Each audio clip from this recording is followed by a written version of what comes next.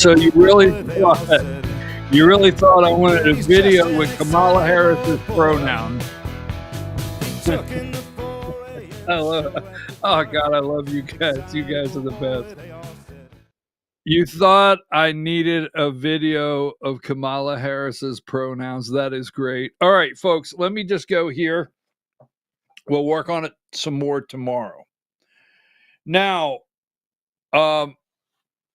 Stargate. And we brought this up yesterday. You have Sam Altman, OpenAI, Larry Ellison, Oracle, SoftBank, Masaho, whatever. Anyhow, they plan a $500 billion investment. And immediately after yesterday, social media lit up. Social media lit up. I mean, it really did. And I was on a Twitter space, and people, there's a lot of MAGA upset. Now, here's what I told people yesterday on a group chat. I regret to say you can't stop it. Now, first of all, when you're talking about the amount of electricity, the amount of power needed, all right, stop thinking about Plant Vogel. And if you're out there in America, you may be wondering, give me number 29. All right. Like, Georgia Power built Plant Vogel. It took 30 years, a nuclear power plant. It basically cost like what, $1 trillion. Folks, when I heard someone say, hey, how are they going to get enough power for this? How are they going to get enough power for this, these data centers, to operate them?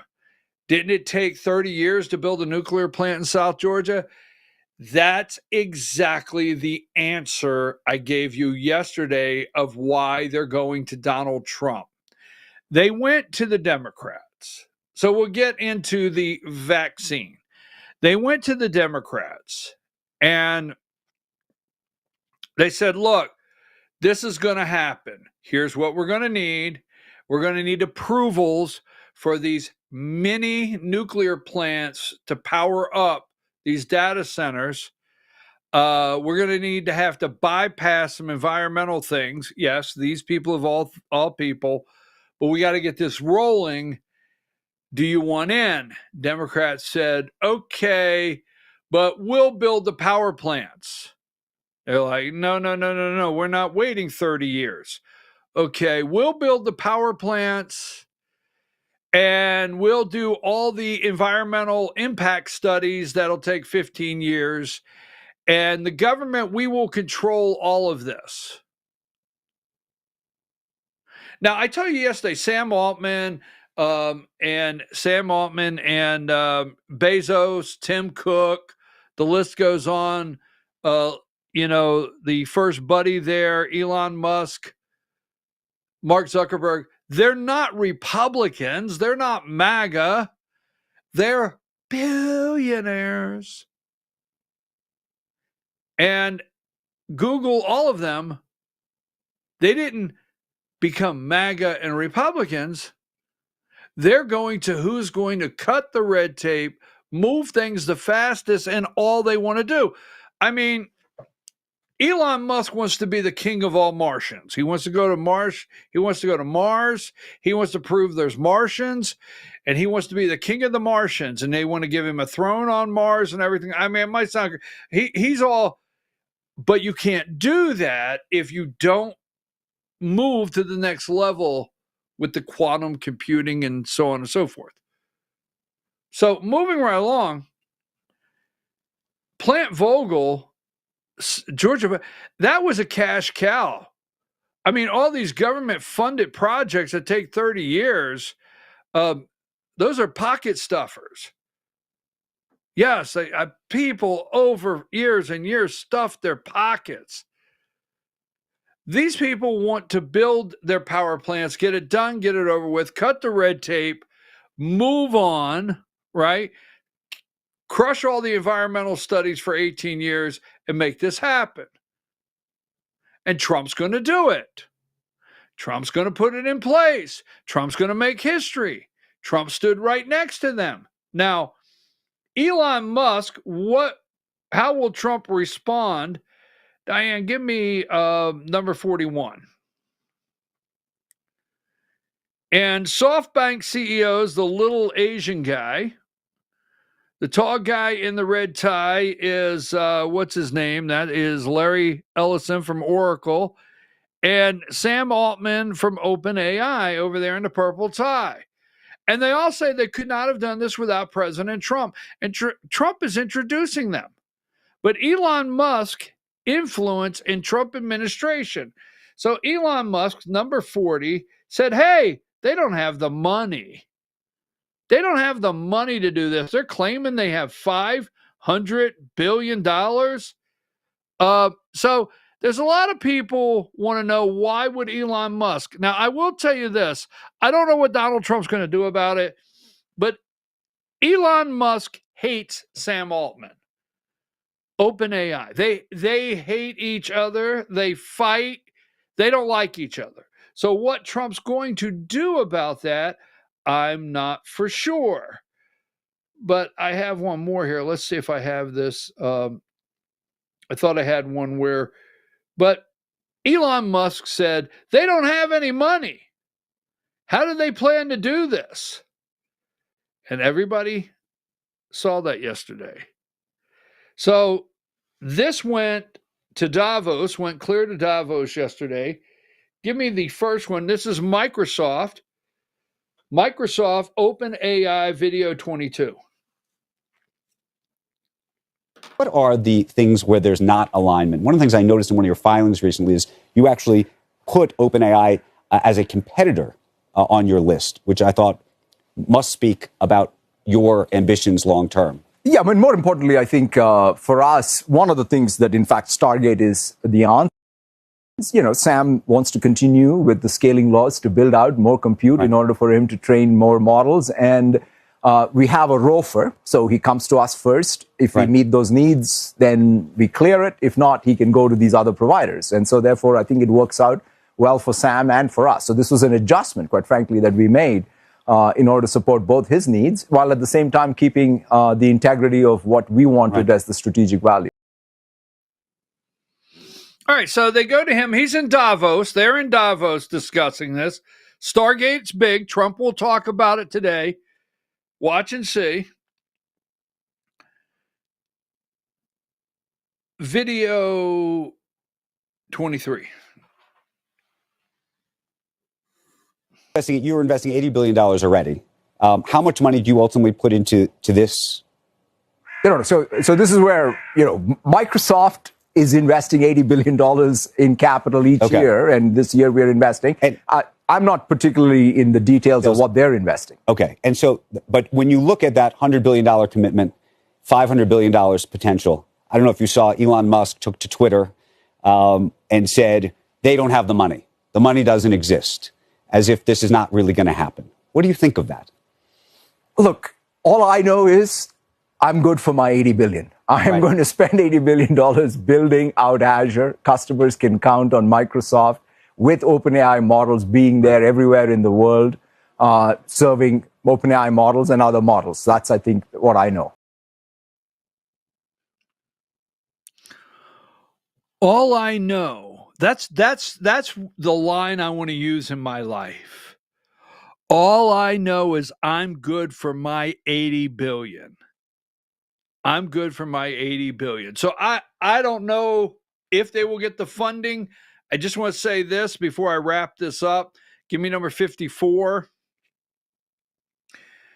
In Davos, I told you right now, they're in Davos. Trump is going to present to Davos today. And we talked about it. The theme of this year at the World Economic Forum is intelligent age. The intelligent age. Now, yesterday when Sam Altman Diane, give me, excuse me, my apologies. Give me number 55. What is the intelligent age? Right there. We showed it to you yesterday. Industries in the intelligent age. Technology has emerged as a primary driver to change across the industries, requiring leaders to develop new competencies for managing structure transformations. The advancement of AI, quantum computing, biotech, automation presents unprecedented opportunities. All right. Intelligent age, that's going on. And then yesterday, what did we hear Sam Altman say at that press conference that we played, or day before yesterday, whenever it happened? Give me number 57. Artificial General Intelligence. AGI software provides digital mission engineering services for a variety of industries, including air systems, communications, geos. But I can't get that one. My brain can say it, but I just cannot get it out. And space operations, where Elon can go to, he can go to Mars, be king of the Martians. Now, yesterday, this is what whooped everyone. This is one of the parts that whooped everyone into a frenzy. Give me video 21, Larry Ellison, mRNA vaccine. Once we gene sequence that cancer tumor, you can then vaccinate the person, design a vaccine for every individual person to vaccinate them against that cancer. And you can make that vaccine, that mRNA vaccine, you can make that robotically, again using AI, in about 48 hours. So imagine early cancer detection, the development of a cancer vaccine for your particular cancer aimed at you, and have that vaccine available in 48 hours. This is the promise of AI and the promise of the future. All right, so that fired everybody up, mRNA vaccines. So let me say this, and I told a group yesterday, gene sequence, 48 hours. So let me say this, it is coming. We have on vaccines that eradicated things, not, you got to be clear, not COVID, okay? But vaccines that did eradicate things. Remember how many years of research and how many different groups they had to test it on. Okay. They could not do the gene sequence. Now, I'm not in the medical field and I don't like to get things wrong, but I'm going to give you a general statement on this. So they would have to do testing for years on so many white males in this age group, so many white females in this age group, so many black females, black males, different age groups, Asians, the list goes on. There would have to be multiple testing of age groups, ethnicity, gender. There's only two, by the way. Then in that, there'd have to be placebo testing to see who responded. Now, think of the years it would take to do that. What they're saying here is, I told you yesterday, AI and this Stargate and new technology, quantum computing, they will be able to take your DNA as a child. They will be able to preempt. Now, wait till this comes out. I'm going to have people say, whoa, you are reaching. No, they will be able, I told you yesterday, they will be able in the future. I don't think this is 2 years. You see, these people want to live for 500 years. That's not a joke. They're looking for ways to live. They don't want to die at 72. I'm not joking. They don't want to die at, 84. They don't want to. They want to be able to cure everything that goes wrong with them in 48 hours medically and live 500 years. That's not a joke. They want to live. All right. So do I. I want to live too. But this will only be for the chosen. That being said, moving right along, there will be a time where they can set up your health plan. That's exactly right. Every time you go to the doctor, everything can digitally be your health plan. But what they're talking about here on these vaccines that has everybody whooped into, you take a sample of blood, you go, and you know what? You're diagnosed, the AI diagnoses you with a cancer. You take samples, you run them through the computer, however it works, only way I know to put it. Within 48 hours, a vaccine created for you.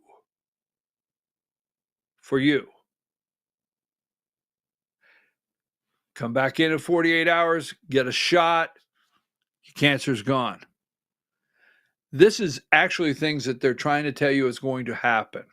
So I told you this morning, between your telephones or your computers, your TVs, that computer there, your new technology in cars, it is moving faster. And I want to say this one more time, not to upset you, you can't stop it. You're not going to stop it. It's in full steam. It's moving. It is absolutely moving. You have things on your phone now that when you type, AI is automatically taking over and you don't realize it. So let me get out of there. That we will go into it, have a discussion on it tomorrow, and we'll stay with it. Don't be afraid to say, do you think Trump, when you say will retaliate, that's what they want to say, retaliate. Give me video 10. Last night, video 10.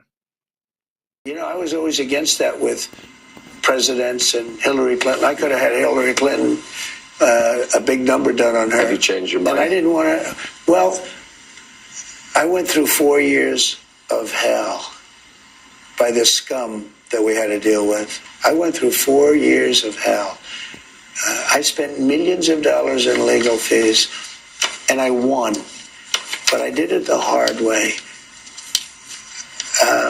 It's really hard to say that they shouldn't have to go through it also. It is very hard to say that. Joe Biden, remember this, Joe Biden got very bad advice because, like he has in everything. Hunter's laptop. He got bad advice on Ukraine. He got bad advice that war should have never started. He got bad advice on Israel. He got bad advice on the way he got out of Afghanistan. We should have gotten out with strength and dignity, not like a bunch of losers.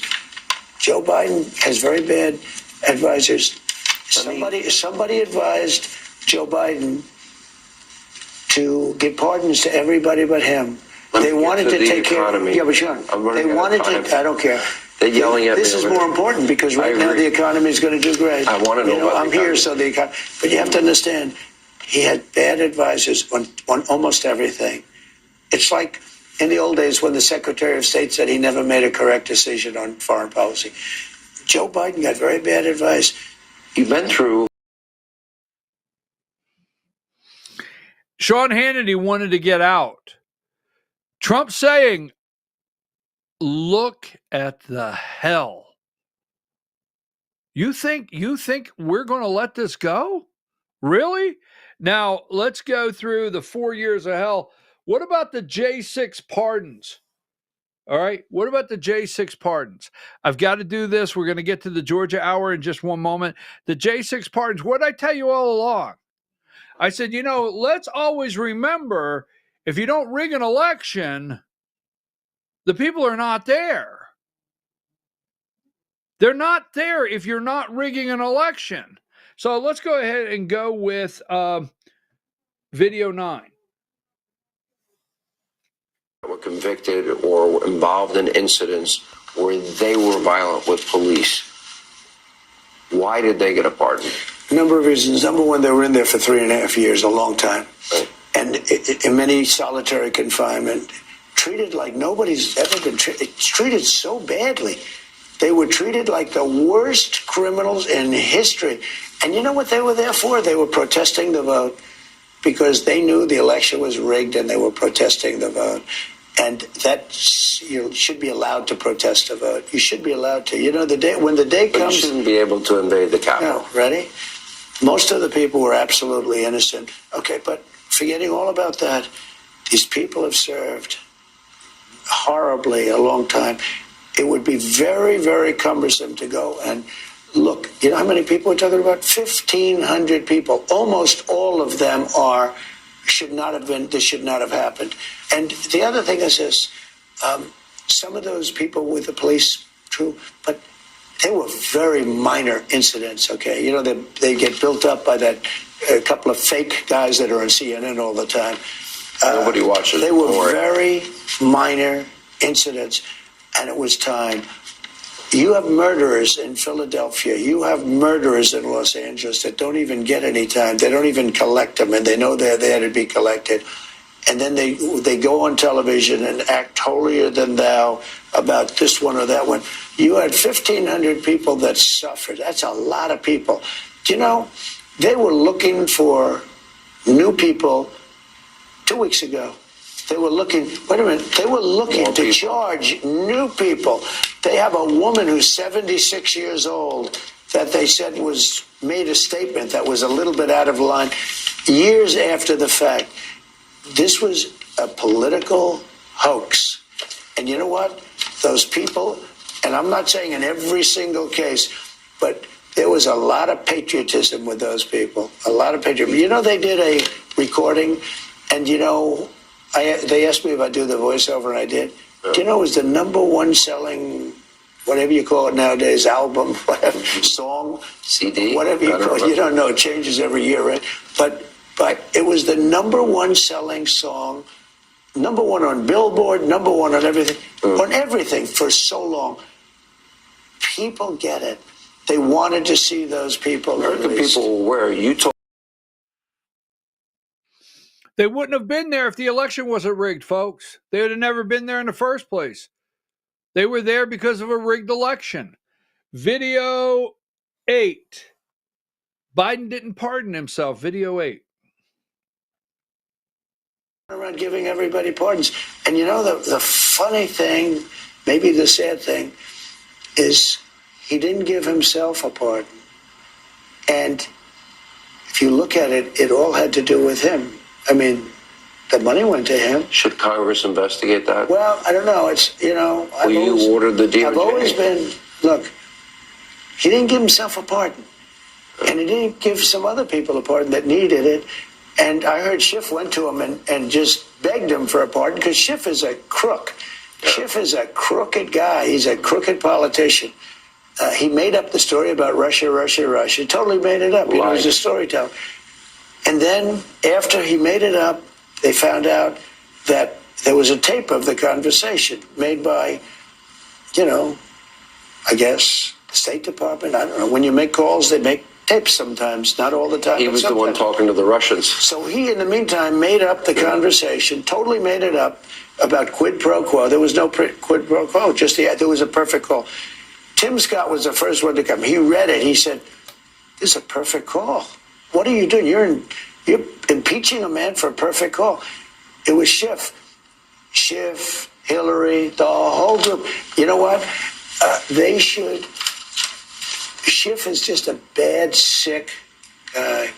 And he went to Biden and he demanded a pardon because he thought he did something. He knew he did something. Benny Thompson won the chairman of that committee. Benny Thompson destroyed, along with that unselect committee, destroyed all of the work that took place over 2 years. You know why? It showed that I was right. 52. They're criminals, folks. There's a lot more. We got to close up. We got to get into our next hour. 52. You have this right here. the Biden crime family. He pardoned every one of these criminals, 50. Don't forget, he pardoned this entire committee. All right. Adam Schiff got a pardon or that's 50. There it is. Benny Thompson. All right. Adam Schiff, Jamie Raskin. You see Liz and Adam Kinzinger. These criminals got pardons. Number 84. 84. Don't forget, Saudi Arabia said they're going to put $600 billion investment into this country. Wow. Take a break. The Georgia Hour when we return. The Georgia Hour. HB 581.